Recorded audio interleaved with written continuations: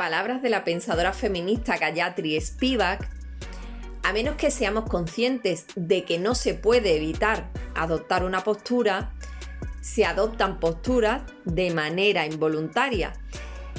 Y en In Ictu Oculi tenemos una clara posición y somos conscientes de ello, que es la de promover la visibilidad de las figuras femeninas a lo largo de la historia del arte.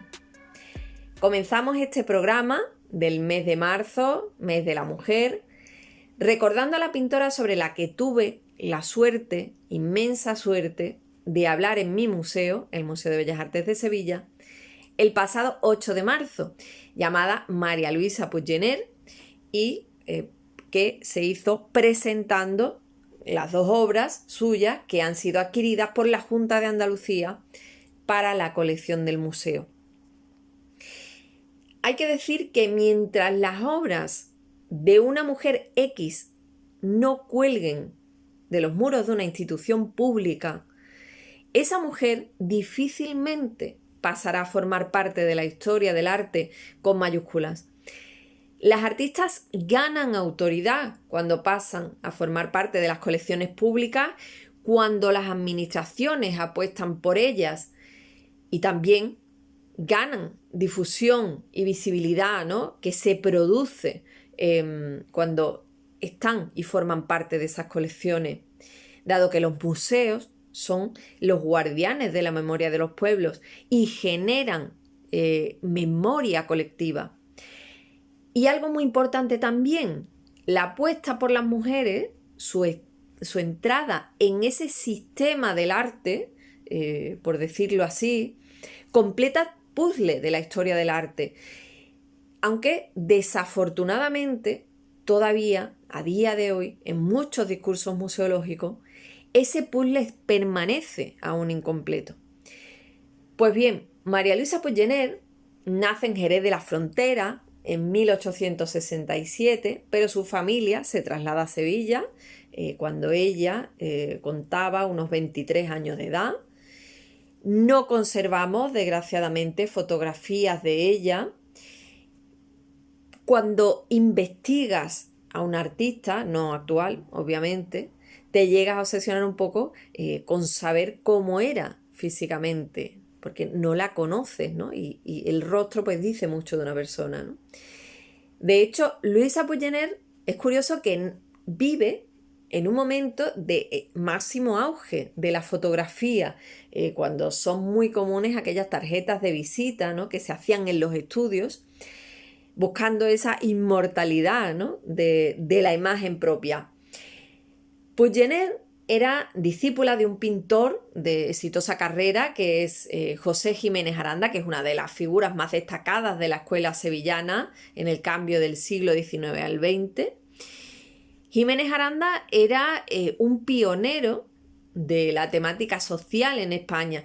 En el último año de estancia en París, donde permaneció casi una década, pinta una de las pinturas sociales más sobresalientes y recordadas, que es la de Una desgracia, que retrata la caída de un obrero de un andamio ante la mirada atónita de los viandantes.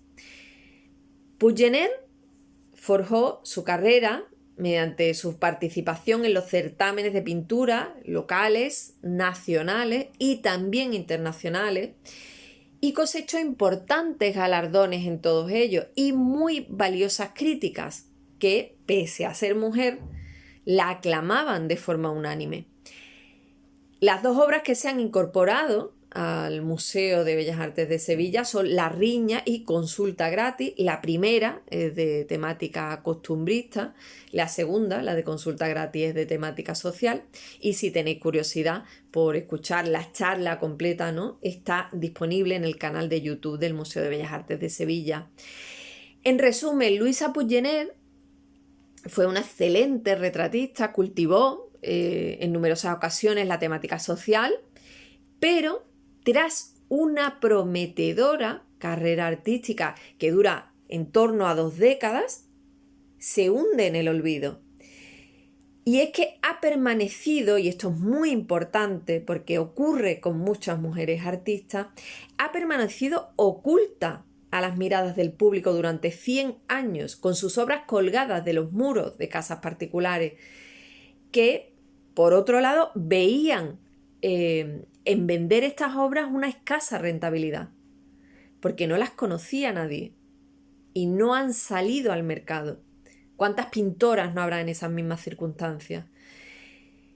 Recuerdo al hilo de esto, hace muchos años ya, la llamada al Departamento de Conservación e Investigación al que pertenezco, del museo, de una señora que nos contaba, porque nos llamaba por teléfono móvil, nos contaba que estaba viendo en la basura una obra, que era un bodegón con flores de finales del siglo XIX, no recuerdo exactamente la fecha,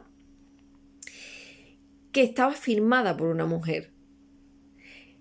Desde el departamento le pedimos a esta señora que nos llamó que la recogiera, pero nos comentó que había hecho el intento, pero una persona le había comentado que la pintura que estaba allí tirada, pues podía estar implicada en la comisión de un delito y que por tanto no le convenía recogerla. Por tanto, ella pues no quiso verse envuelta en este tema y entonces la dejó en la basura, ¿no? Fue todo muy surrealista.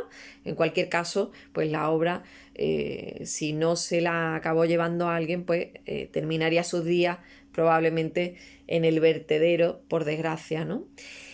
Sin embargo, aunque aquello nos dejó, y recuerdo, un mal sabor de boca, también tenemos que quedarnos con que había esa llamada, nos daba a entender que había un resquicio, ¿no?, para la esperanza, porque supimos que aquella señora no había visto en aquella obra un objeto viejo, había sido sensible a una obra tirada en la basura, ¿no? No había visto un objeto desechado sin importancia, sino que había visto patrimonio en esa obra, ¿no? Había visto memoria.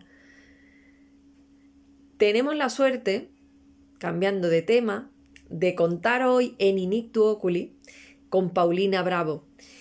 Ella es licenciada en Historia del Arte, con más de 20 años de experiencia curatorial y de coordinación de numerosas exposiciones en su México natal y también en Estados Unidos y Francia. Y cuenta también con una amplia producción editorial, con artículos y ensayos que giran en torno a lo que son sus principales líneas de investigación, que son el estudio de la representación del cuerpo en las artes visuales, las relaciones de poder en las construcciones de subjetividades y también el estudio del modernismo. Hoy nos va a hablar sobre la que es considerada la primera fotógrafa mexicana, que es Lola Álvarez Bravo.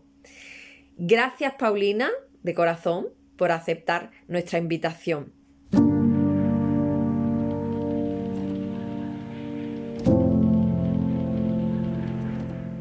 Me da mucho gusto saludar a todas las personas que escuchan el programa Inictu Oculi en Radio Proverso. Hoy voy a platicarles de un personaje muy importante del siglo pasado, la fotógrafa mexicana Lola Álvarez Bravo. Revisaremos 5 recursos estéticos que la fotógrafa experimentó a lo largo de su extensa carrera como artista, la cual abarcó más de 50 años. El objetualismo, el fotomontaje, el fotomural, la crónica y el retrato. Pero antes de eso, detengámonos a conocer sobre quién fue Lola Álvarez Bravo. Dolores Concepción Martínez de Anda, nombre con el cual fue registrada, nació en Lagos de Moreno, en el estado de Jalisco, en México. Algunas fuentes mencionan que nació en 1907. Sin embargo, investigadores y biógrafos consideran que el año correcto de su nacimiento fue 1903. A la edad de 3 años, llegó a la Ciudad de México junto con su familia. Ahí conoció a Manuel Álvarez Bravo, un destacado fotógrafo mexicano con quien contrajo matrimonio a la edad de 22 años. De él, aprendió tanto el aspecto técnico para el manejo de la cámara como la mirada artística del oficio. y aunque la pareja se separó en 1934, Lola mantuvo su apellido de casada por ser el nombre artístico con el que ya era reconocida. Lola Álvarez Bravo es considerada la primera fotógrafa de origen mexicano. Como datos importantes de su biografía, se destaca que su obra se presentó en el Palacio de Bellas Artes en 1944, uno de los más importantes recintos museísticos en México, si no es que el más importante de ese país.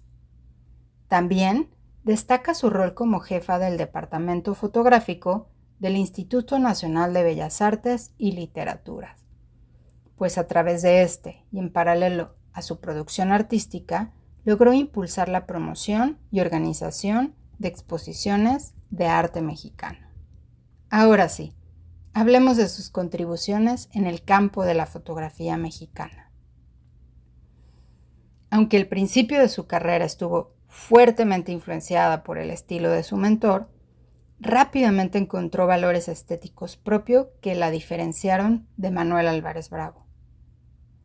Lola se alejó del costumbrismo pictórico que imperaba en la década de los 30, caracterizada por fines contemplativos, para incursionar en la tendencia objetualista de la escuela alemana al enfatizar con su lente composiciones concretas y dinámicas.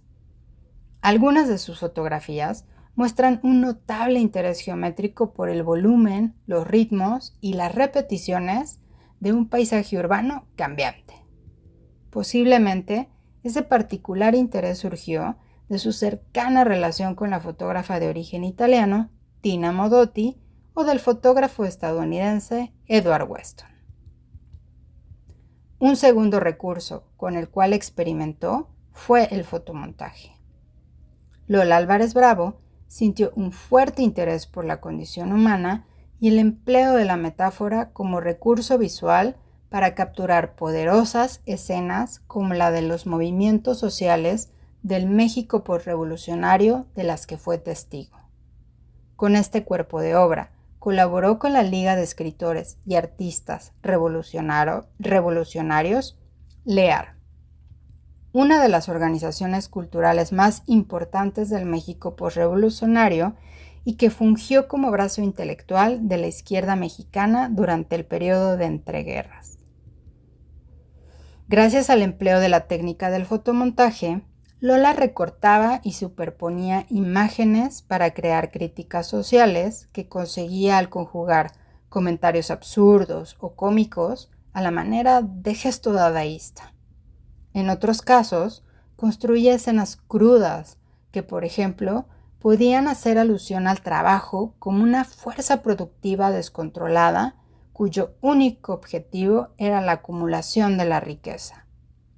En ese sentido, el fotomontaje es, sin duda, su contribución más importante a la vanguardia en México.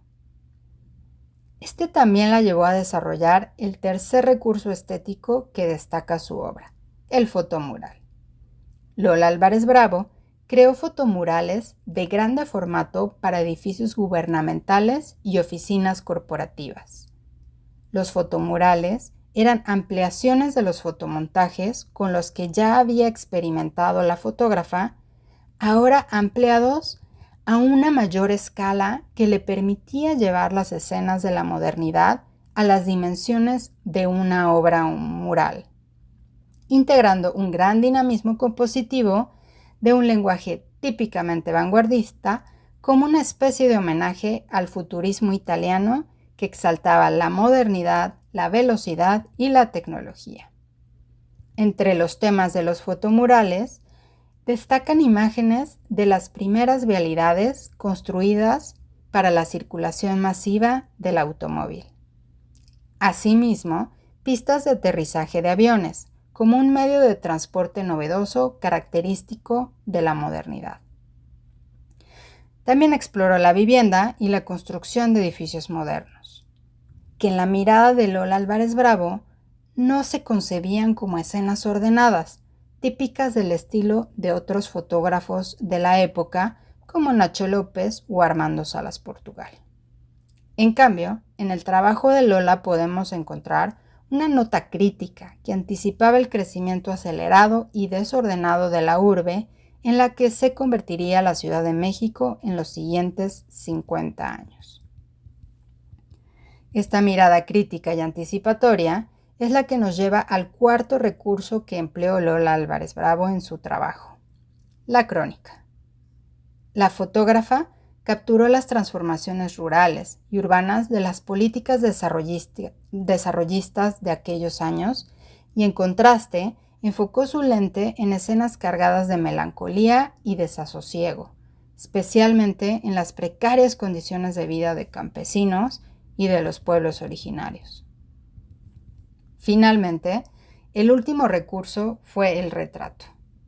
Durante su trayectoria como artista, Lola Álvarez Bravo realizó un gran número de retratos de personalidades de la vida cultural y de los círculos de artistas e intelectuales en los que era partícipe. Entabló una gran amistad con la pintora Frida Kahlo, de quien realizó una extensa serie de retratos que sin duda contribuyeron a la propagación de la figura de Kahlo como el ídolo internacional que es hoy. También realizó retratos de Diego Rivera, María Izquierdo, David Alfaro Siqueiros, José Clemente Orozco, Rufino Tamayo y escritores como Octavio Paz o Elena Poniatowska. Lola Álvarez Bravo falleció en 1993 en la Ciudad de México a los 90 años. Tras su muerte y por decisión de la misma artista, su archivo personal y profesional fue trasladado al Centro para la Creatividad Fotográfica de la Universidad de Arizona en Estados Unidos para su conservación y estudio. Espero que hayan disfrutado de conocer a este personaje tan importante en la historia del arte mexicano. Muchas gracias y hasta pronto. Muchas gracias, Paulina, por tu aportación de hoy al programa. Esperamos volver a escucharte en otra ocasión en Inictu Oculi. Entre el 28 de junio y el 3 de julio de 1948 se celebró la primera conferencia general del ICOM, el Comité Internacional de Museos, perteneciente a la UNESCO en su sede de París. Se reunieron 310 profesionales de 28 naciones diferentes con el objetivo de poner en común el presente y el futuro inmediato de los museos tras la Segunda Guerra Mundial. Una de las oradoras que intervino en aquella reunión fue Margaret M. Brighton, que por entonces era la presidenta del Comité de Museos para la Infancia y también conservadora del Museo de los Niños de Detroit. Ella y sus colegas, todas mujeres, se habían reunido meses antes de la conferencia general para discutir las bases de actuación de este comité, y aquella reunión que volvieron a tener en París dio lugar a la fotografía, que es la foto más antigua que conservan los archivos del ICOM. Se trata de una foto donde de las 11 personas que figuran en ella, 10 son mujeres y posan felices, disfrutando del ambiente de camaradería que se generó en aquella conferencia general y de la esperanza que se respiraba en esa reunión. Y en aquellas reuniones quedó claro que la única vía que había para la reconciliación de los pueblos era el entendimiento mutuo y la colaboración entre países, y que los museos dirigidos a los niños tenían un papel esencial, muy destacado, en la regeneración de la confianza en el futuro y la cimentación para la paz.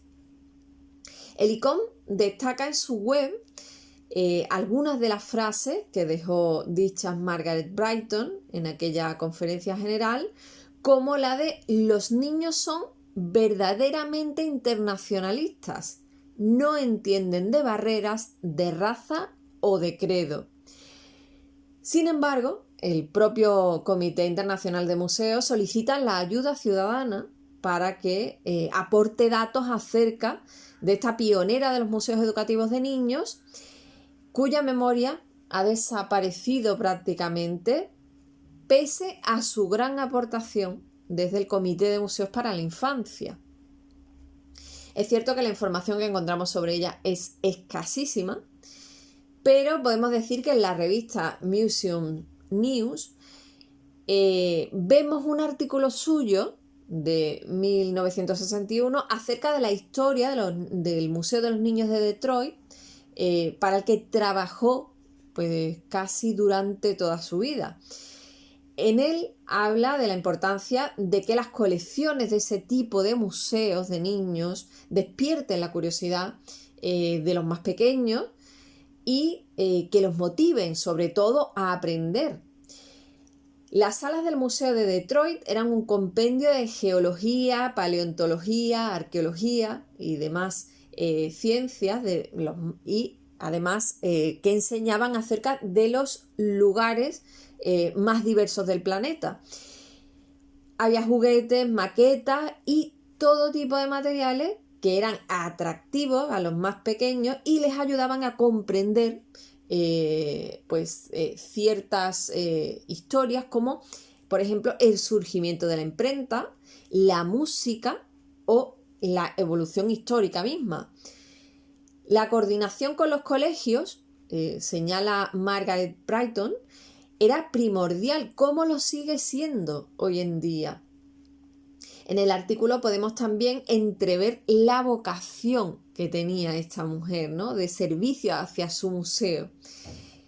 Nos quedamos con una preciosa frase de Margaret Brighton que encontramos en la revista Recreation en 1952, donde publica un interesante artículo titulado El carácter de los museos para niños. Aquí juega con el carácter, el personaje, ¿no?, de los museos para niños, donde hace un símil de las colecciones de estos museos para la infancia con los ingredientes de la cocina, porque habla de que pueden ser los mismos, pero no siempre la receta sale igual. Dice Margaret lo siguiente, dice: todo sirve a los niños como proyectiles hacia otros mundos y tiempos. Vaya desde aquí nuestra contribución a la memoria de Margaret M. Brighton y también de su labor hacia la educación de la infancia a través de los museos, y también para la memoria de aquellas mujeres que junto a ella, desde los museos educativos y para la infancia, contribuyeron a asentar la duradera paz que se respiró tras esas 2 guerras mundiales terribles. Damos paso ahora a la conservadora Carolina Verdejo. Adelante, Carolina.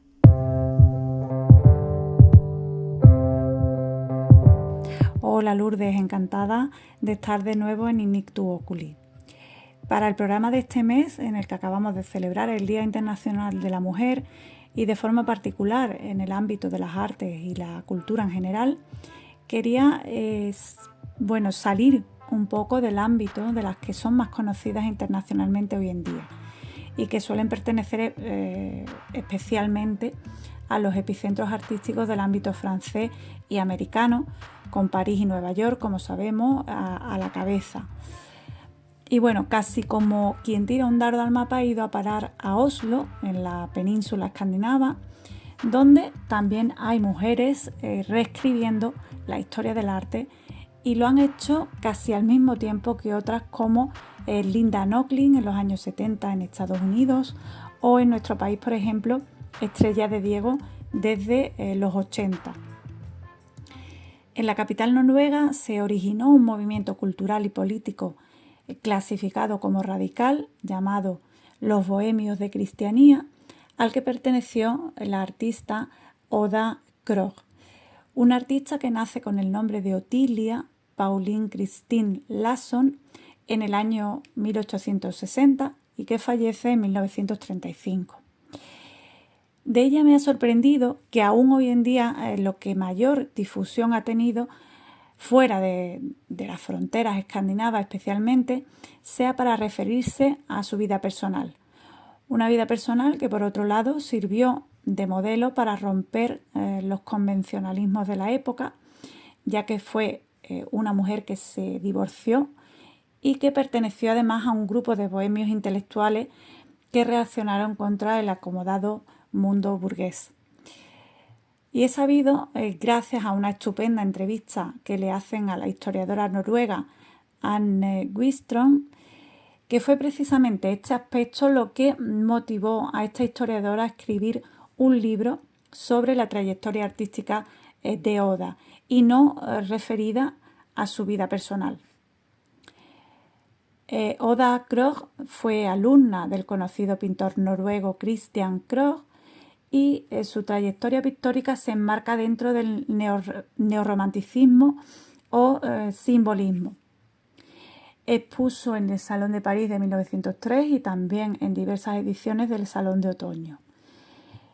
La historiadora del arte Anne Wistrom, lamentablemente fallecida el pasado año, y especialista, como hemos dicho, en la obra de esta pintora, así como también en la recuperación de mujeres artistas en su país, ha destacado que, a diferencia de otras mujeres artistas coetáneas a Oda, como fueron Kitty Kielland y Elif Petersen, Oda estuvo influenciada por un arte de carácter más internacional. Ella se nutre del impresionismo y del japonismo practicado por los maestros de la escuela parisina. Señala además como la pintura de paisaje, o pone como ejemplo la pintura de paisaje de carácter más realista que realizaban Kitty y Elif, mientras que los paisajes de Oda tienen un delicado carácter onírico y simbólico. De su obra particularmente me parece deliciosa la llamada En el fiordo de Cristianía, o también conocida con el nombre de Linterna japonesa. En esta obra vemos a una mujer vestida con un traje blanco, plácidamente sentada en el quicio de un ventanal plenamente abierto, ya que es verano en Oslo, o mejor dicho, en Cristianía, que es como se llamaba la capital noruega en aquel momento, Y casi que podemos experimentar la sensación de frescor del aire al caer la tarde frente a las aguas del fiordo de Cristianía. Todo ello unido a la calidez de la luz que irradia de la clásica lámpara japonesa, pues nos devuelve una visión atmosférica cargada de gran simbolismo, Por otro lado, es también maravillosa su obra titulada Un suscriptor del periódico Aftenposten, un periódico de tirada nacional y por tanto muy conocido, En esta obra podemos ver una figura infantil con cabello rubio agachada sobre un periódico abierto que corta con una tijera. Es una pintura que presenta una composición muy moderna, visto desde arriba y con una fuerte carga simbólica.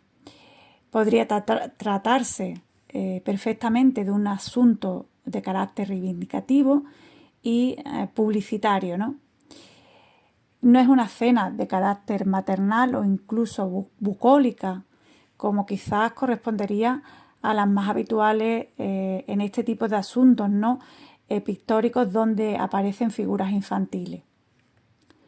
Realizó también retratos, entre los que sorprende el profundo análisis psicológico que desprenden las miradas, los gestos y las actitudes de las personas retratadas. En este sentido, quiero destacar el que le hizo a la también artista llamada Asta Hasten, nacida en 1824 y por tanto casi 4 décadas antes que Oda. Esta artista, Asta Hasten, destacó en el género del retrato.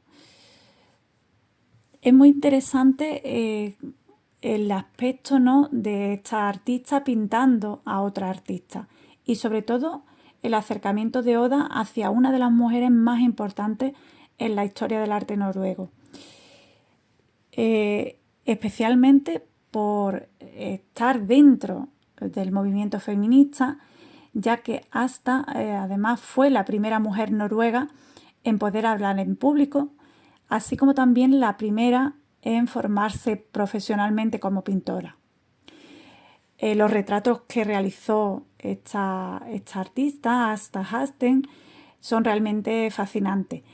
Pero bueno, ya tendremos ocasión de dedicarle un espacio a su obra. Otro aspecto destacado en la producción de Oda es la técnica que emplea de forma preferente en sus cuadros, y es el pastel a la tiza, una técnica que fue redescubierta en París a mediados del siglo XIX y que fue muy popular entre los artistas impresionistas, pero también en el círculo de los artistas noruegos más o menos coetáneos a Oda, como fueron el conocido Edvard Munch o Fritz Thouloud. Sin embargo, ha sido una técnica denostada por su pretendida mayor facilidad de ejecución, motivo por el que se ha considerado injustamente una técnica empleada especialmente o particularmente por las mujeres. Para finalizar este breve recorrido por la artista noruega, Oda Krog, me voy a referir al Museo Nacional de Oslo, donde se conservan alrededor de 7 obras suyas, mientras que otras muchas permanecen aún en colecciones privadas. Algunas de estas obras se conservan en la Galería Nacional de Oslo desde la primera década del siglo XX, o sea que fueron adquiridas mientras la artista aún vivía. Un aspecto que quiero remarcar, ya que nos habla de esa temprana conciencia que hubo en relación al valor artístico de su obra, así como también a la consideración de conservarla en una institución pública.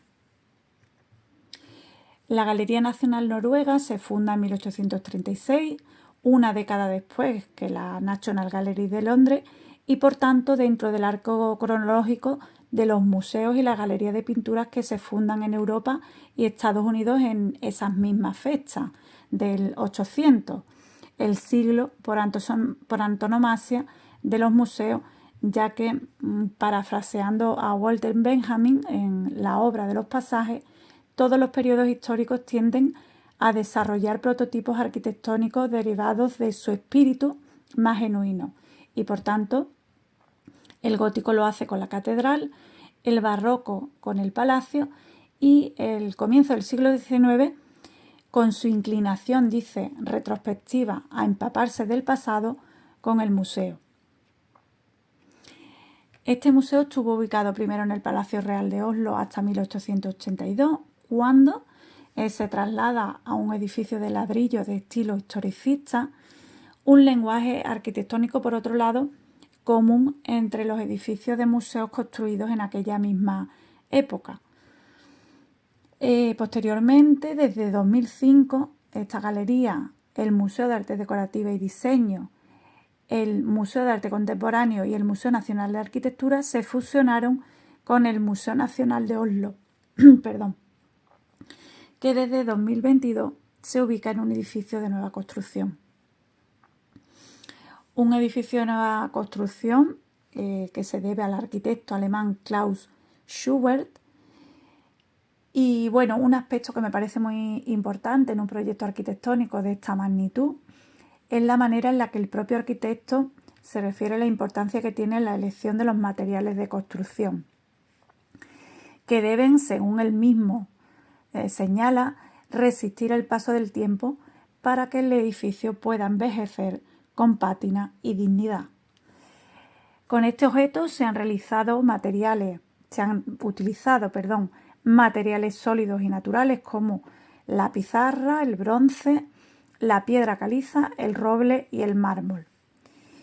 Y el elemento más característico del edificio es la llamada Sala de la Luz, una sala abierta, sin compartimentar, de 133 metros de largo, que se utiliza para exposiciones temporales.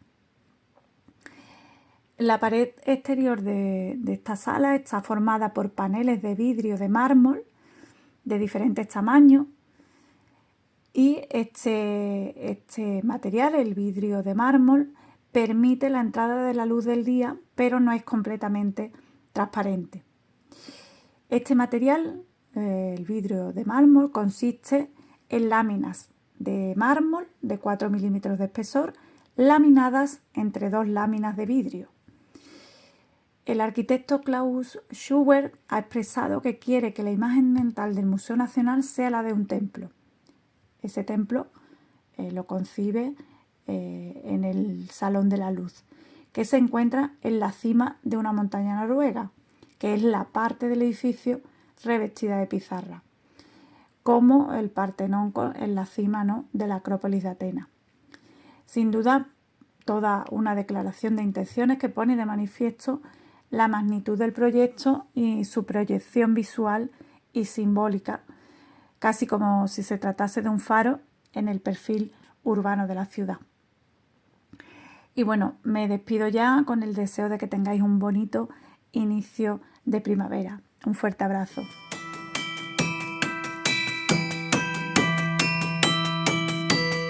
Muchas gracias, Carolina, por traernos a esta pintora noruega tan interesante, Oda Krohg, y te esperamos, compañera, en el próximo programa del mes de abril. Saludamos ahora a Tomás Sánchez Rubio, nuestro etimólogo de cabecera del programa. Hola Tomás, bienvenido a Nictu Oculi, esta que es tu casa.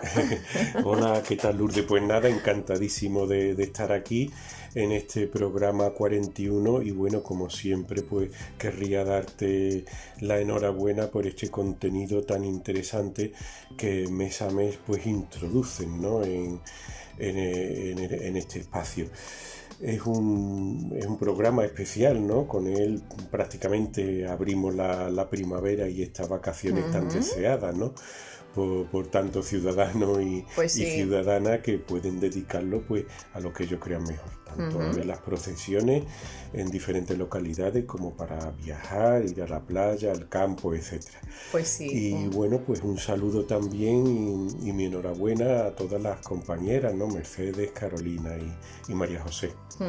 Pues hoy queremos, gracias a ti por cierto, por siempre recordar ese número del programa que a veces a mí se me olvida y siempre lo traes tú a colación. Yo lo traigo siempre apuntado para que no se me pase. Pues mira, hoy quiero hablar contigo de un hallazgo que se ha producido hace tan solo unos días en un museo francés. No solamente hay hallazgos en las excavaciones, también los hay en los museos, porque algunas veces se acumulan, exactamente, antiguas, algunas veces se acumulan, ¿no?, tantos objetos, y es verdad que el día a día nos come, que algunas veces se acaban encontrando verdaderas joyas en las colecciones, y esto es lo que ha sucedido en el Museo de Bellas Artes de Blois, en Francia, donde un investigador del Centro Nacional de Investigación Científica de ese país, pues acaba de dar con una de las 3 páginas que estaban perdidas del palimpsesto de Arquímedes. Este palimpsesto, que es medieval, concretamente el siglo X, corrígeme si me equivoco, Tomás. Exactamente, sí, o sea, la versión con el texto de Arquímedes procede del siglo X, pero vamos a decir que la reutilización, el reciclaje es posterior, algo posterior. Bueno, pues este palimpsesto de Arquímedes es uno de los libros científicos más interesantes de la historia, ¿no?, porque tiene 6 tratados del matemático griego Arquímedes de Siracusa y que se conservan gracias a este códice, ¿no? Cuéntanos, Tomás, ¿qué es exactamente un palimpsesto? Y cuéntanos un poquito de la historia de este palimpsesto de Arquímedes, que desde luego es una verdadera joya, no solamente para la ciencia, sino también para el conocimiento del propio Arquímedes y de su obra, ¿no? Sí, la verdad es que es un descubrimiento interesantísimo, como interesantísimo y apasionante en la historia de este y de otros palimpsestos, ¿no?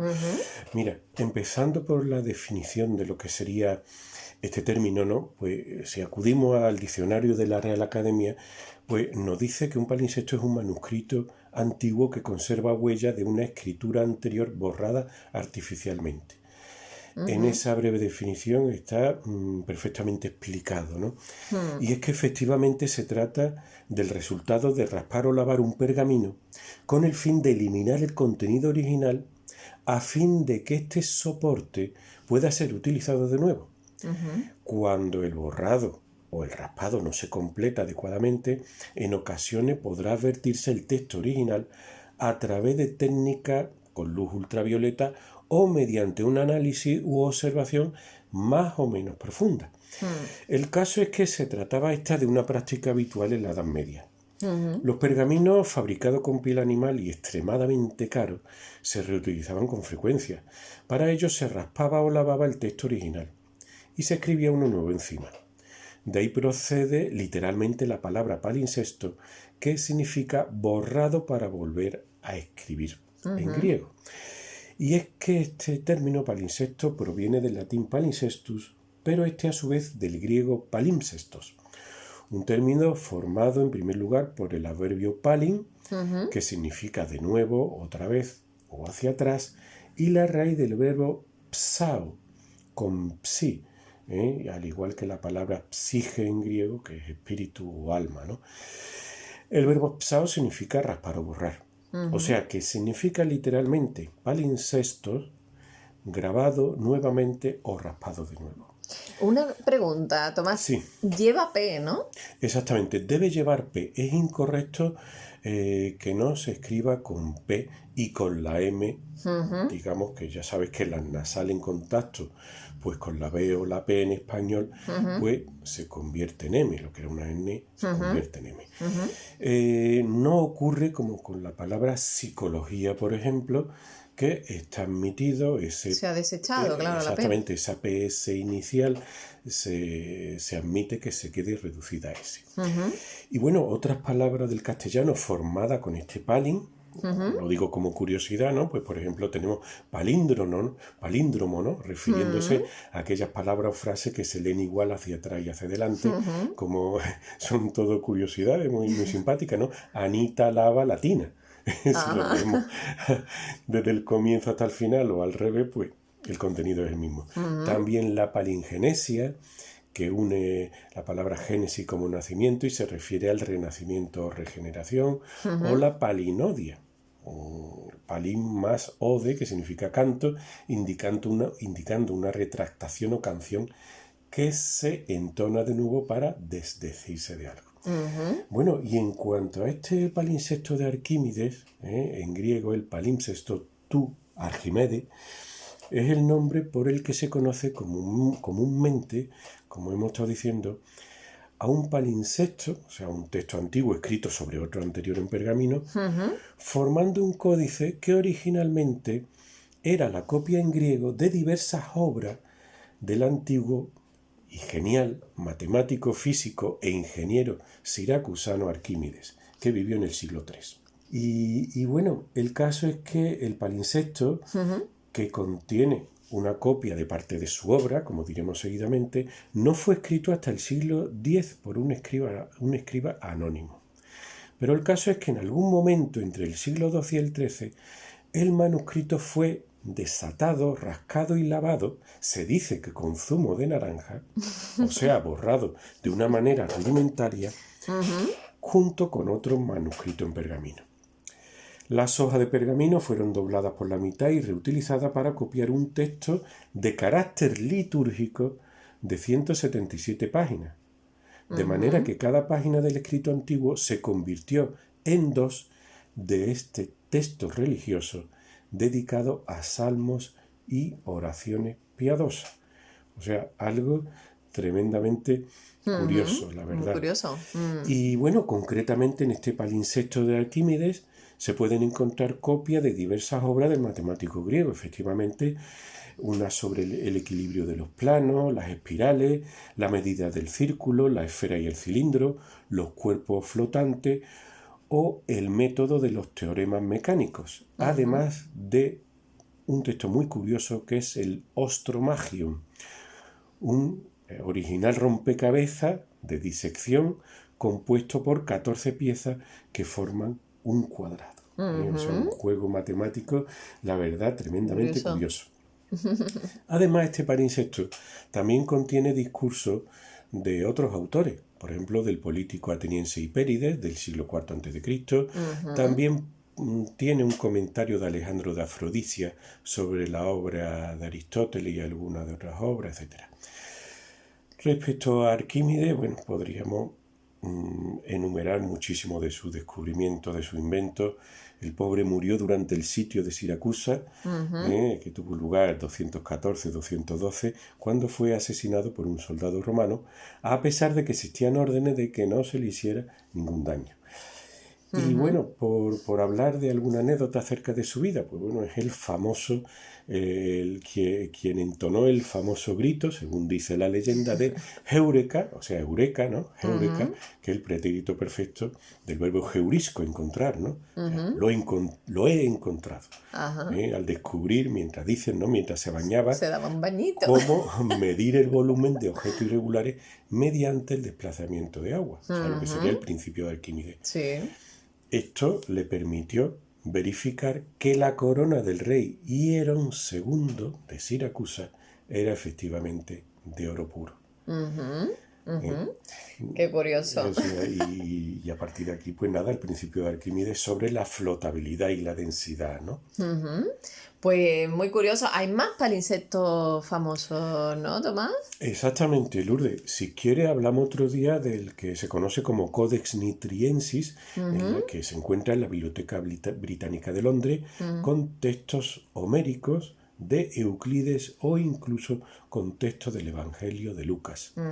También un tema apasionante sería tratar lo que es la ciencia, ¿no? De la paleografía en general. Bueno, totalmente. Yo creo que esa es una de las asignaturas que todo historiador no solamente del arte, un historiador en general, ¿no? Debería conocer, porque es que es cierto que es muy importante conocer de primera mano la fuente, tú lo sabes bien. Exactamente. Que leerlas de primera mano no es lo mismo que leer las transcripciones, porque hay muchos errores, ¿no? Por supuesto que sí, porque a lo largo de la historia de la transmisión textual y filológica asistimos a errores verdaderamente llamativos y garrafales. Es un tema interesantísimo. Pero tú lo sabes bien, porque además me estoy acordando de algo que ha sucedido hace unos días aquí en Sevilla, precisamente que es la celebración esta de los 500 años de la boda de Carlos I e Isabel de Portugal. Y quiero felicitarte desde aquí por aquel texto maravilloso y esencial para quien quiera saber qué es lo que se transcribía, o sea, las inscripciones que llevaban aquellos arcos triunfales que se levantaron con motivo de aquella boda. Y bueno, pues que hiciste junto a tu director de tesis, ¿no? José Solís de los Santos. El catedrático de latín José Solís de los Santos. Y que bueno, que está disponible desde hace poquitos días, ¿no? Que te lo sugirió precisamente él en Academia Edu. En Academia Edu. Por ejemplo, aparte de en otros sitios, pero lo podéis consultar ahí. Bueno, pues felicidades, Tomás, por ese maravilloso Muchísimas gracias. Aquello tuvo que ser, como te puedes hacer una idea, ¿no? Una ceremonia verdaderamente grandiosa, como correspondía a un rey y a un emperador, ¿no? La boda pues sí. Bueno, pues muchas gracias, Tomás, como siempre, por traernos por este aire, ¿no? De las etimologías, el conocimiento de esas lenguas clásicas a través de, ¿no? de explicarnos de esta manera tan clara esas etimologías, como por ejemplo la de hoy, de palimpsesto, ¿no? De la que hemos aprendido. Y bueno, que por traernos al fin y al cabo ese trocito de antigüedad clásica que sigue estando tan presente en nuestras vidas. Pues muchas gracias a ti por este interés por la cultura, por el arte que está despertando en tanta gente con estos programas de contenido tan serio, riguroso y interesantísimo. Muchas gracias a ti por formar parte de Inictu Oculi. Tomás, te esperamos en el mes de abril. Hasta pronto. Pues damos paso ahora a la conservadora María José Molina Sierra. Adelante, compañera. Hola Lourdes, un saludo a todas las personas que nos escuchan y un abrazo muy especial a mis compañeras de programa. Muchas gracias de nuevo por contar conmigo otro mes más, en este caso el mes de marzo, un mes dedicado a las mujeres, y parece mentira que echemos la vista atrás y pensemos que tal día como hoy, hace 6 años, nos encontrábamos en pleno confinamiento en nuestras casas. Bueno, en aquellos días de cierre temporal por la pandemia del coronavirus de algunos de los servicios, incluidos nuestros museos, muchos de ellos se vieron obligados a modificar sus calendarios y a posponer algunas de sus grandes exposiciones. Este fue el caso de la exposición Invitadas, fragmentos sobre mujeres, ideología y artes plásticas en España, programada en el Museo Nacional del Prado entre los meses de marzo a septiembre del 2020 y que tuvo que ser aplazada hasta que llegó aquello que se dio a conocer como la nueva normalidad.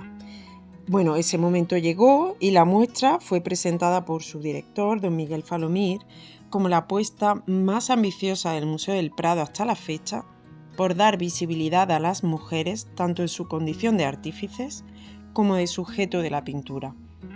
Por primera vez, el Museo del Prado planteaba una muestra realizada principalmente con fondos propios y que abordaba el papel de la mujer en el sistema español de arte en el siglo XIX y los primeros años del siglo XX. Bueno, casi sin darnos cuenta, han transcurrido 6 años de aquel fatídico mes de marzo y sin ahondar en la situación que nos tocó vivir, precisamente hoy, en este mes en el que conmemoramos, mejor dicho, como les decía, esa lucha histórica por la igualdad de derechos entre hombres y mujeres, y en un programa como el tuyo, Lourdes, en el que hablamos, entre otros temas, de museo y de arte, cabría hacerse ahora la pregunta de desde cuándo se viene produciendo este interés por los museos en dedicar exposiciones a mujeres artistas o simplemente contar con ellas. Pues bien, esta es la cuestión de la que quiero hablar hoy. Y les adelanto que no es una novedad que los museos cuenten con las mujeres y que Invitadas no ha sido ni la primera y tampoco la última muestra en nuestro país que ha venido a reivindicar ese papel de las mujeres en el arte. Obviamente no ha sido la primera en la historia. Si bien es cierto que está siendo ahora cuando se está poniendo el acento en las políticas de género en los museos, tanto en España como a nivel internacional, una reivindicación que, por cierto, viene ya de atrás. El hecho es que artistas mujeres ha habido siempre, y la imagen de la mujer en el arte, así como la cuestión de cómo debe de ser representada la mujer y sobre todo cómo debe de serlo por las propias mujeres, esto es un asunto al que la crítica viene enfrentándose ya desde finales del siglo XVIII. Pero la realidad es que el reconocimiento de las mujeres artistas no ha llegado hasta estos últimos 30-40 años. Bueno, ¿cuándo pasó esto? Las primeras en cuestionarse el modelo normativo de representación de lo femenino, al César lo que es del César, fueron a principios de los 70 las artistas feministas americanas. Son mujeres que estaban vinculadas al movimiento, un movimiento que entonces era emergente de liberación de la mujer, en inglés el Women Liberation Movement, y fueron los museos estadounidenses también los que comenzaron a dar visibilidad a las mujeres artistas, de forma significativa a partir de los años 70. Con una serie de exposiciones que van a marcar un antes y un después en el mundo del arte y de las que hoy me gustaría hablar. Son una serie de hitos muy importantes. Una de las primeras en cuestionarse las bases del discurso tradicional fue la historiadora del arte estadounidense también, Linda Nördling, quien en el año 1971 publicó en la prestigiosa revista Art News su célebre artículo Why have been no great women artists? ¿Por qué no ha habido grandes mujeres artistas? Un artículo del que, por cierto, ya se ha hablado en este programa y en el que la historiadora estadounidense arremetía contra las estructuras de la propia institución artística, poniendo en entredicho paradigmas como el del genio, el artista o el propio ideal de feminidad. Para Linda Nördling, todos estos estereotipos eran modelos propios del discurso de poder, entendido como el del hombre blanco y de clase media, culturalmente establecido, en los que se hallaba, y leo textualmente, el origen de la postergación de la mujer a un segundo plano en el mundo del arte. Nördling defendía en su artículo que institucionalmente se impidió a las mujeres alcanzar el éxito o las dotes artísticas en condiciones de igualdad con el hombre. Y ponía como ejemplo, bueno, ponía muchos ejemplos, pero uno de ellos, el que ella resaltaba, que no fue hasta finales del siglo XIX que, por ejemplo, las estudiantes de la Royal Academy de Londres pudieron ser admitidas en las clases de dibujo del natural y que aún entonces, admitidas ya, los modelos debían de posar semicubiertos, parcialmente desnudos. Bueno, este artículo va a sentar las bases del discurso feminista en el arte muy a principios del siglo XX. Y ahora les voy a seguir poniendo en situación para que nos imaginemos el panorama al que se enfrentaban estas mujeres historiadoras, artistas, comisarias, etcétera, que en aquellos años afrontaban la tarea de crear o producir obras o comisariar exposiciones. Por ejemplo, a finales de los años 60, en el Museo del Arte del Condado de Los Ángeles, el LACMA, el conservador Maurice Tuchman impulsó un proyecto que va a ser pionero bajo el título de Art and Technology, en el que se incluían una serie de jóvenes artistas que entonces eran emergentes, nombres de la talla de James Turrell o Robert Irwin, y un programa en el que se combinaba el talento de estos jóvenes artistas contemporáneos con los medios de las grandes corporaciones tecnológicas y de ingeniería, y en el que entre los más de 80 artistas invitados, entre los que figuran nombres célebres como John Baldessari, Cristo, Richard Serra, Walter de María, John de Buffet, Donald Judd, Richard Serra y un largo etcétera. Bueno, entre todas esta serie de artistas invitados no hubo cabida, atención ni tan siquiera para una sola mujer. El proyecto culminó en una exposición en el LACMA en el año 71 y quedó documentado en un libro en cuya portada aparecían 64 rostros exclusivamente masculinos que representaban esa flor y la nata del mundo del arte. La ausencia de mujeres en este proyecto va a suscitar una serie de protestas contra la alarmante política sexista que se venía manteniendo desde la dirección del museo, y va a estimular a dar respuestas feministas, una respuesta que vino de la mano de estas mujeres historiadoras. Unos años más tarde, unos años más tarde, en el año 76, la historiadora Linda Nördling, en este caso, se va a asociar a otra historiadora, Anne Sutherland Harris, y comienzan las reuniones con la dirección del museo del LACMA.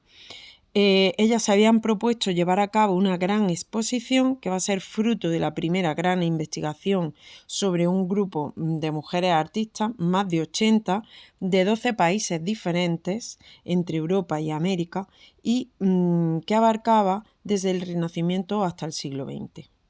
Así, atendían a la demanda del movimiento feminista de reivindicación de una historia del arte con perspectiva feminista, la llamada Her Story, y aspiraban también a llenar ese vacío dejado por la historia del arte tradicional, así como a identificar en la obra de todas estas mujeres artistas el llamado fenómeno de la diferencia. Esta es esa idea que ellas tenían, es que la obra de las mujeres proliferaban, había una serie de rasgos comunes que eran una suerte de núcleos centrales, óvalos, esferas, que ellas relacionaban con las formas del cuerpo femenino y con la estructura de la vagina. Bueno, el resultado de esta exposición, el resultado de esta investigación va a ser la exposición Women Artists 1550-1950. Una muestra que se inauguró en el Museo de Arte del Condado de Los Ángeles en el año 76 y cuyo catálogo se va a convertir en una obra de referencia para el estudio de una historia del arte escrita desde una perspectiva feminista. La lista de artistas incluidas en la muestra fue muy extensa, más de 80 mujeres, entre las que se podría destacar a mujeres como Sophonis Badan-Guisola, Sonia Delaunay, Lavinia Fontana, Artemisia Gentileschi, Hannah Hawk, Frida Kahlo, Georgia O'Keeffe, Dorothea Tanning y un largo etcétera. Bueno, por estas mismas fechas se va a producir un fenómeno también muy interesante, y es que en muchas de las universidades más importantes de Estados Unidos van a surgir los primeros Women Studies. Un ejemplo, el más carismático, va a ser el del California Institute of the Arts, CalArts, que estuvo creado y dirigido por dos artistas feministas que ya venían de experiencias muy similares en otras universidades estadounidenses. Ellas son Miriam Schapiro y Judith Chicago. Estas dos mujeres van a diseñar un programa que tenía como fin acoger a un grupo muy reducido de mujeres que tuvieran inquietudes similares y vinculadas a proyectos feministas. Por añadido, en el año 72, Chicago y Shapiro van a llevar a cabo juntas otro proyecto muy interesante que va a ser el Women House Project. Aquí lo que ellas hacen es que toman una vivienda que estaba abandonada en el barrio de Hollywood, en Los Ángeles, y ellas transforman cada una de las habitaciones de esta vivienda en una serie de instalaciones donde el hilo conductor va a ser la experiencia femenina, ya fuese pues, la menstruación, la maternidad, el papel de la mujer en el hogar, etc. Bueno, voy a puntualizar, no lo hicieron Miriam Schapiro y Judith Chicago solas, sino que eligen a una serie de alumnas del programa y cada una de ellas van a ser responsables de una instalación dentro de una de las habitaciones de la vivienda en Hollywood. Bueno, todo hay que decir, con el paso del tiempo, muchas de estas iniciativas feministas como el Women House Project, experiencias de los años 70 y comienzos de los 80, van a ser tachadas de naif y se les terminó definiendo como esencialistas. Así, en palabras de la profesora de la Universidad Autónoma de Madrid, la historiadora del arte Patricia Mayallo, el proyecto de Notchling, a pesar del enorme interés, voy a parafrasearla, caía en el atribucionismo tradicional y continuó reforzando la idea preconcebida de la incompatibilidad entre mujer y genialidad artística. Mientras que otras voces consideraron que los Women Studies, estos proyectos solamente dedicados a mujeres, a estudiantes mujeres, pues no hicieron sino generar situaciones de división en las universidades. Al igual que también pues hubo voces y sectores que criticaron ese carácter excluyente y elitista de algunos de estos proyectos, como la propia exposición Women Artists, donde solo se dio cabida a mujeres occidentales y de raza blanca. Pero bueno, por algo habrá que empezar, ¿no? Por algún sitio tenían que comenzar a investigar estas historiadoras estadounidenses. Pero nos metemos ya en los años 80, en una década en la que las mujeres adoptaron posturas más radicales y transgresoras en sus reivindicaciones. Volvemos a ponernos en situación. Año 1985, año en el que el Museo de Arte Moderno de Nueva York inauguraba la exposición An International Survey of Recent Painting and Sculpture, una exposición que presumiblemente debía de reunir a esa crème de la crème del panorama artístico mundial. Y otra vez, de nuevo, de entre los más de 160 artistas invitados a la exposición, y no me voy a detener en nombres, pero comentarles que participaron artistas como el catalán Miquel Barceló, otros artistas como Francesco Clemente, Anish Kapoor, bueno, un larguísimo, etcétera. Bueno, de esos 160 artistas invitados, tan solo poco más de una decena eran mujeres artistas. Y todos los participantes eran norteamericanos o europeos, y tanto hombres como mujeres de raza blanca. El comisario de la exposición, además, pues hizo unas desafortunadísimas declaraciones refiriéndose a que cualquier artista con connotación masculina que no estuviese en dicha exposición debía de replantearse su carrera. Bueno, aquellas declaraciones provocaron la alarma de muchas feministas que consideraron que, todo aquel en posición de poder, ya fuesen comisarios, críticos de arte, coleccionistas e incluso los propios artistas, eran juez y parte de una situación fuera de toda lógica.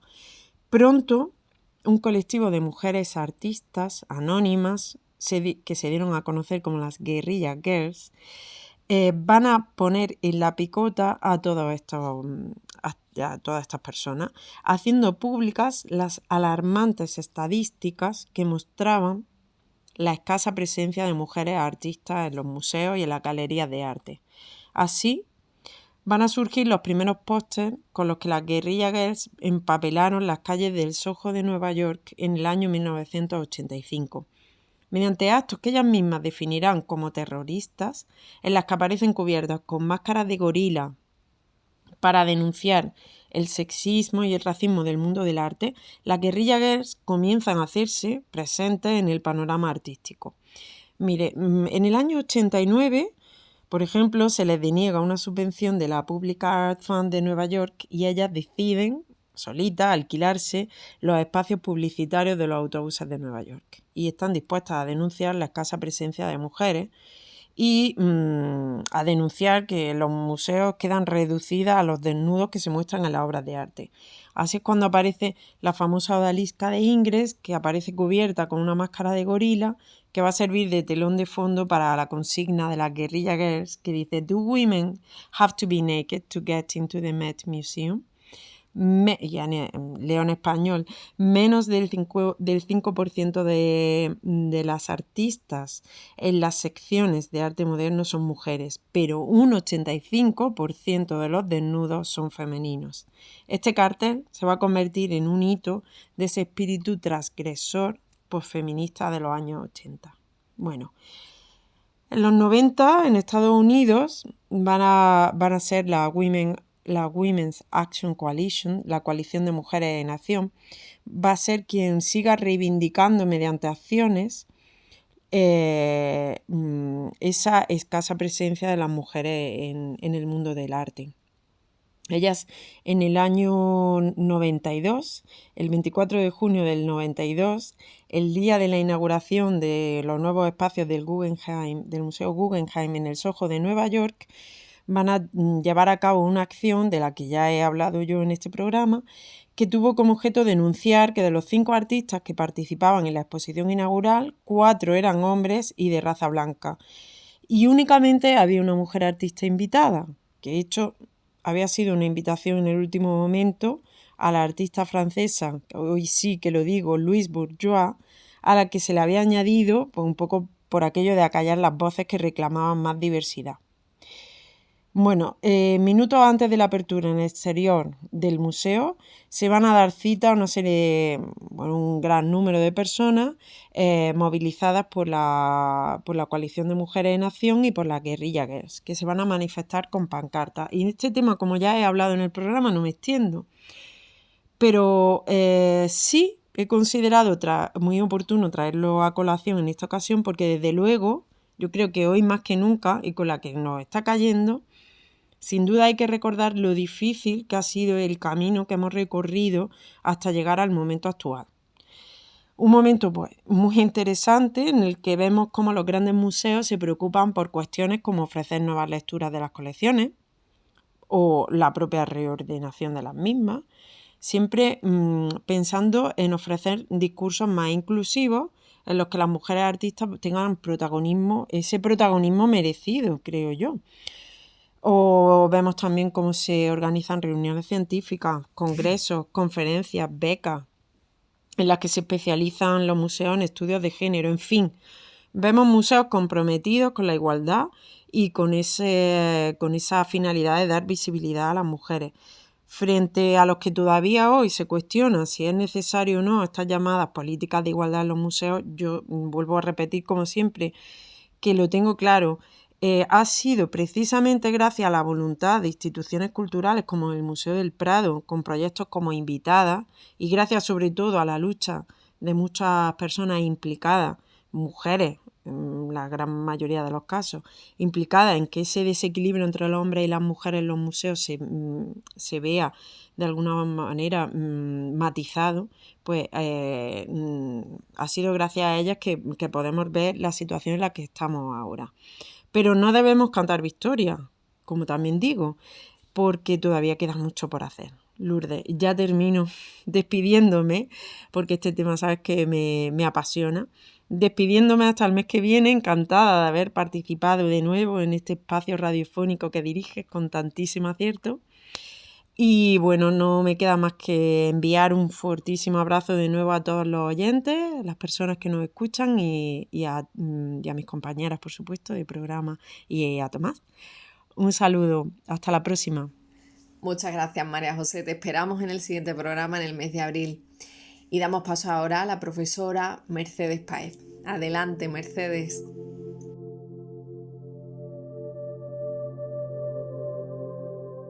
Hola, ¿qué tal, Lourdes? Aquí estamos de nuevo en un programa más. Un saludo a todos los colaboradores y colaboradoras del programa y, por supuesto, como no, a quienes nos escuchan. ¿No huele este mes de marzo a azahar, a Día de la Mujer, a incienso, a barroco? Pues vamos a ver qué sale de esta mezcla de perfumes de marzo.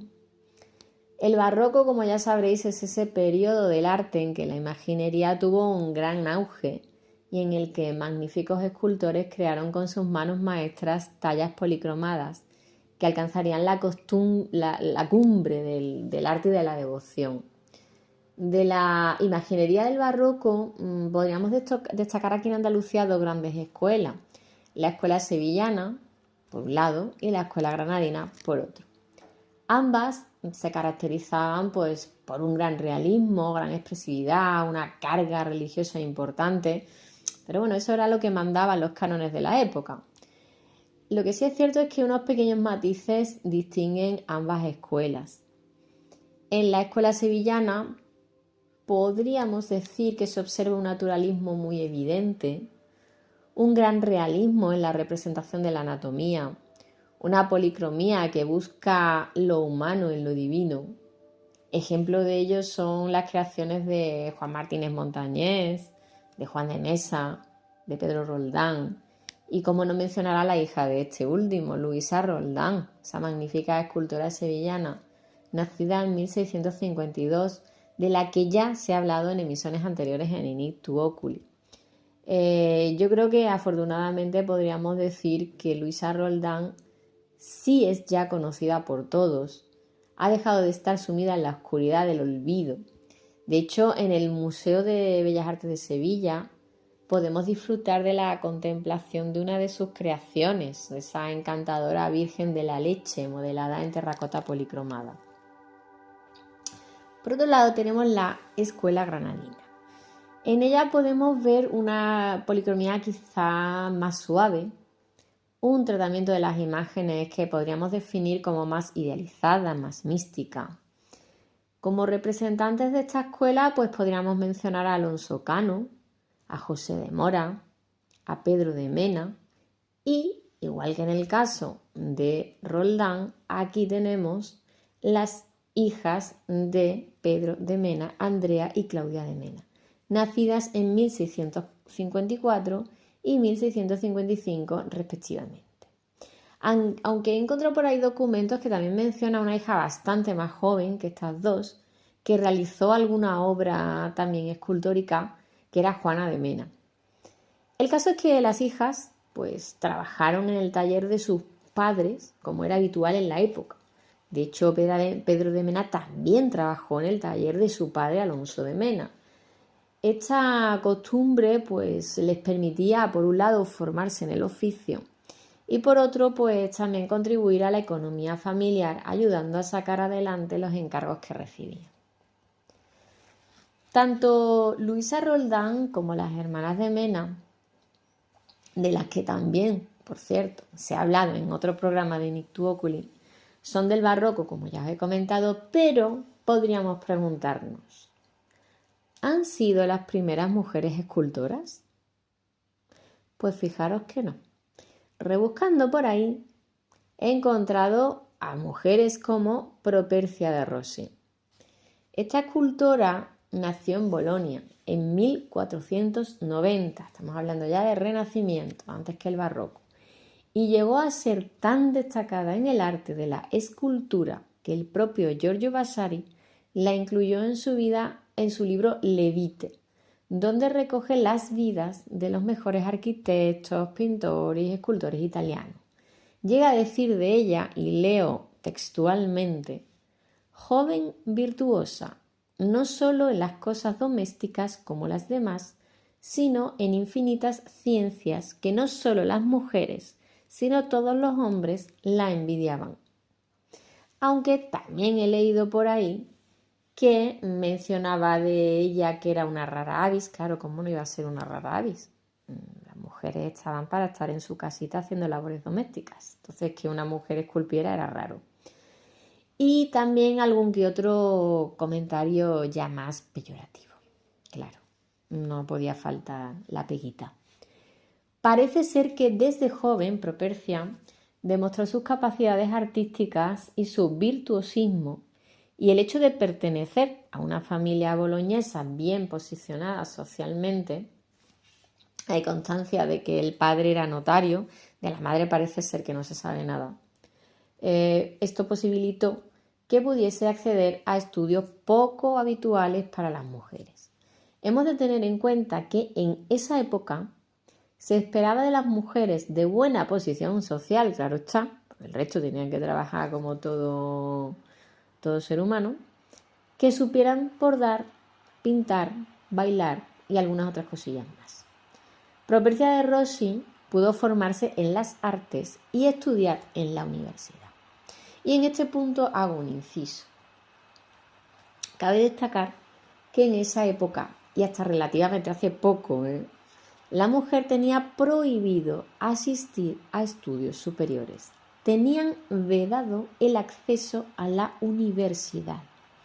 Pero estamos hablando de que Propercia era de Bolonia, una ciudad adelantada a su tiempo hasta cierto punto. No vamos a pedirle esperas al olmo. Estamos hablando del Renacimiento, ¿vale? Siglo XV. En la Universidad de Bolonia se contemplaba la excepcionalidad de admitir a aquellas mujeres que pertenecieran a familias de una posición social destacada o cuyos padres, hombres por supuesto, habían sido profesores y podían continuar con su cátedra. Afortunadamente para Propercia de Rossi, ella fue una de esas excepciones a la regla que regía en la Europa de la época. Parece ser que se hizo muy popular haciendo relieves tallados en huesos de fruta. De hecho, hay constancia de que talló una Pasión de Cristo con huesos de melocotón. Sus miniaturas eran delicadas y con un increíble detallismo. De hecho, si podéis localizar en internet imágenes de una pieza con miniaturas talladas en avellanas, en avellanas, y engarzadas en filigranas de plata, es el escudo de armas de la familia Grassi. Os lo recomiendo, buscarlo, porque es que merece la pena. Unas miniaturas delicadísimas y con una soltura increíble. Estos objetos eran considerados de lujo. Fueron muy demandados en la alta sociedad de la Bolonia de la época. Pero Propercia no se quedó en esto. Esta mujer valiente y transgresora se atrevió a esculpir mármol, algo que parecía ser un campo del arte exclusivo de los hombres. De hecho, os cuento una anécdota que está relacionada con esto. Parece ser que a mediados del siglo XVI, un importante número de artistas y teóricos se reunió para para discutir sobre la importantísima cuestión de ¿qué arte era superior? Si la pintura o la escultura. Ya veis, importantísimo, hombre, por Dios. ¿Sabéis qué argumentaban algunos para defender que la escultura era un arte superior? ¿Os lo imagináis? Pues la ausencia de mujeres en este campo del arte. Eso hacía que la escultura fuera superior, cosa que tampoco era cierta, porque aquí tenemos a Propercia de Rossi y alguna otra que he localizado por ahí. ¿Os lo podéis creer? En fin, yo creo que ya hemos escuchado tantas historias sobre mujeres artistas que esto ya deja de extrañarnos, ¿no? Que pasen estas cosas. Vuelvo al tema.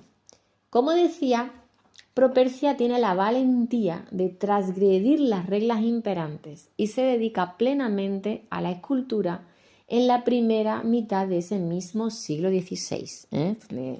Se discutía esa importantísima cuestión. La escultora boloñesa realizó un retrato de mármol del conde Guido Pepoli que presentó como muestra de su talento y con la intención de conseguir el encargo de decorar el altar mayor de Santa María del Barácano. Perdonadme el acentillo, pero no soy italiano, ¿vale?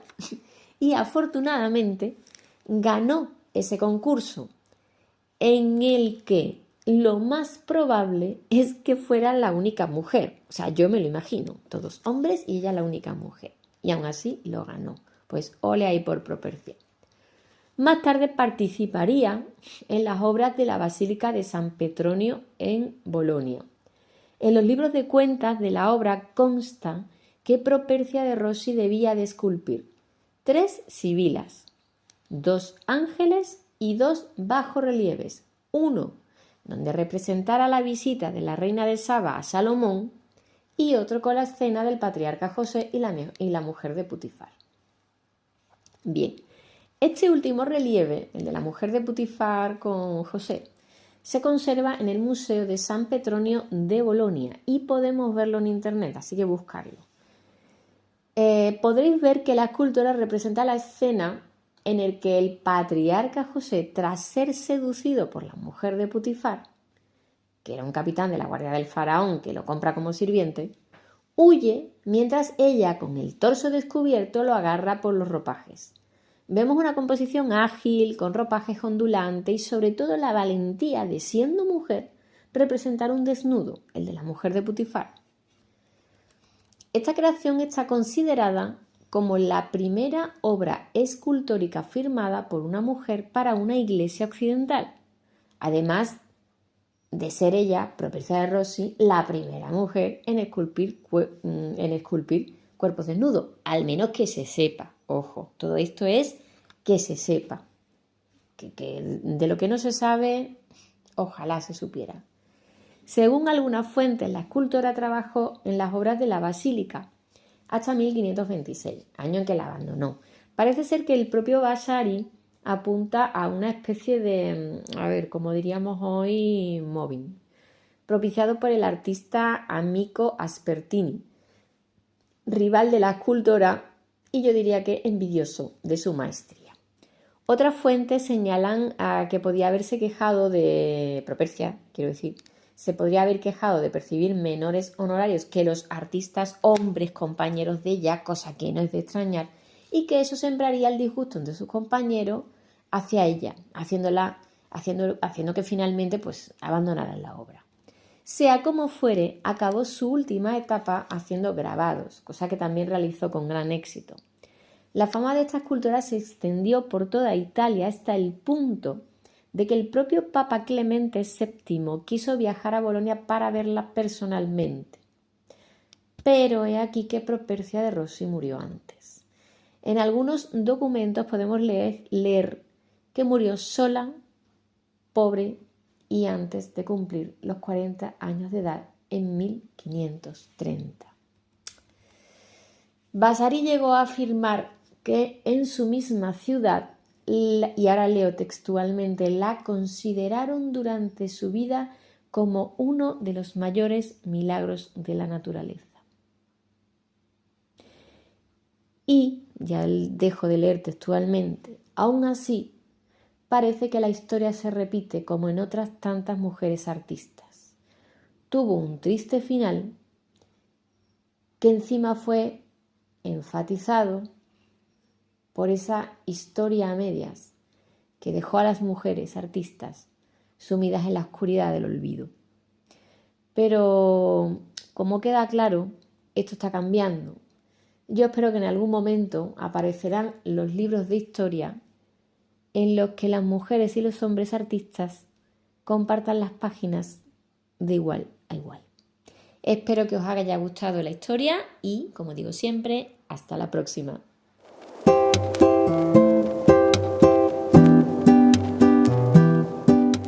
Muchas gracias, Mercedes. Maravillosa tu reseña de este mes de Propercia de Rosy.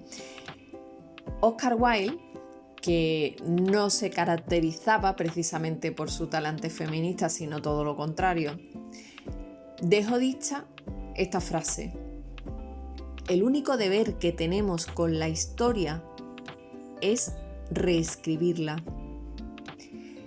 Desde aquí, en este mes de marzo, en este mes de la mujer, quiero terminar el programa felicitando a las mujeres que forman parte de este podcast.